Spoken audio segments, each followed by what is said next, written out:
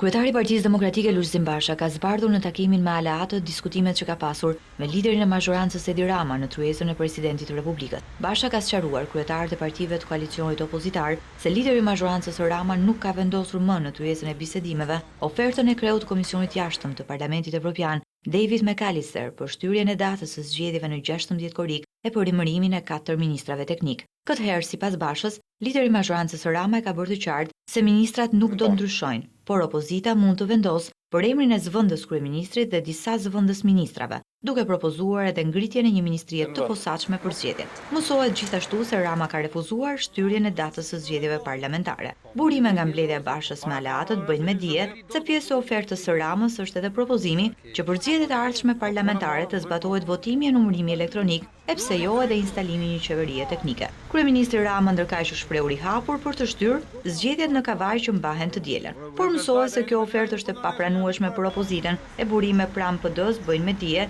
se tashmë shpresat janë tek ndërhyrja e faktorit ndërkombëtar. Vetë kreu i Partisë Demokratike Basha, pas përfundimit të tryezës në presidencë, ka pasur një bisedë telefonike me presidentin e Partisë Popullore Evropiane, Joseph Daul, për të gjetur një zgjidhje për situatën. Në fund, tryeza e aleatëve ka vendosur që negociatat të vazhdojnë me ndihmën e partnerëve ndërkombëtar.